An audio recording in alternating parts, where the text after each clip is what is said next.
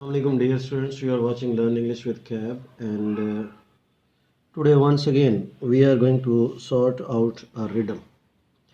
One of my students asked me that, sir, if we have a sentence, how dare you say that, or how dare you said that? या फिर ये दोनों possible हो सकते हैं। तो sir इसमें क्या सिचुएशन है? अच्छा, अब ये जो सिचुएशन है डेयर की, इसमें एक चीज़ का आप लोगों ने ख्याल रखना है। इसमें आप लोगों ने ख्याल ये रखना है कि जब भी कभी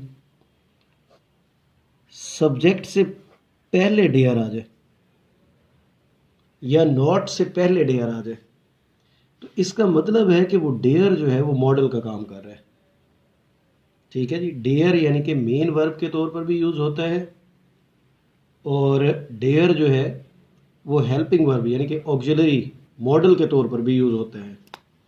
जैसे मैं कहता हूँ कि नोबडी डेयर,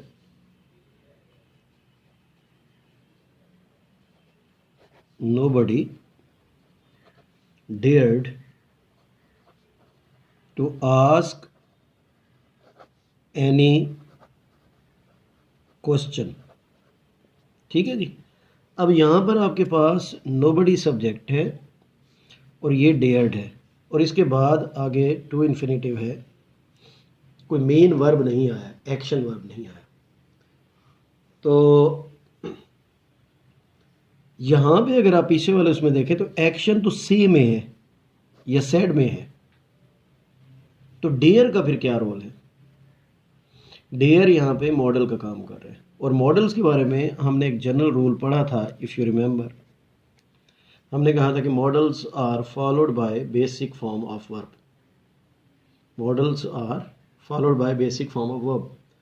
अब इसका फार्मूला ये है, अच्छा ये सिर्फ डेयर ही नहीं होता, ये नीड भी इस तरह से प्ले करता है। जैसे आप लोग कहते हैं ना, यू नीड नॉट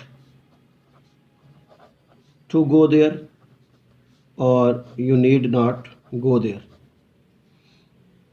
ठीक है जी। तो इसी तरह से हम ये कहते हैं कि नीड वी टू गो, और नीड वी गो। ठीक है जी। तो यहाँ पे भी अब हमारे पास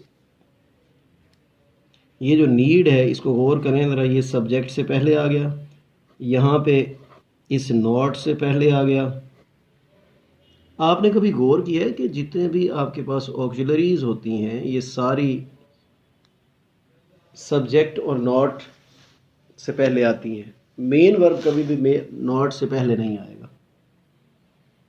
जैसे you are weeping, you are not weeping, तो आर पहले आया नॉट से, वीपिंग मेन वर्ब बाद में आया है।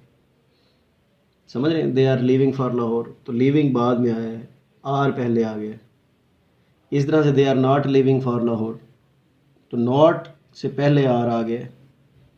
यानी कि कहने का मतलब ये है, अब ज़रा बात को समझिएगा, मैं यहाँ पे आपको क्लियर करता हूँ कि अगर तो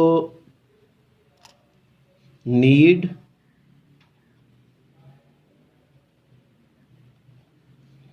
और डेयर प्लस सब्जेक्ट आ जाए या प्लस नॉट आ जाए, ठीक है जी, इनसे पहले ये दोनों वर्ब्स आ जाएं, तो ये वर्ब्स यहाँ पे मॉडल्स हैं। फिर ये क्या है? They are playing the role of models, और फॉर्मूला इनका फिर वही होगा जो मॉडल्स पे अप्लाई होता है कि models plus basic form of verb. To infinitive नहीं आएगा इनके साथ। ठीक है जी। तो ये इसका फिक्स फार्मूला है, इसके मुताबिक ही आपने चलना है और काम करना है। ठीक है जी। यही इसका सोल्यूशन होगा। इसकी और भी एग्जांपल्स हो सकती हैं, जैसे ओनली अ फ्यू जर्नलिस्ट्स, लिखें आप लोग, only a few journalists dared to cover the story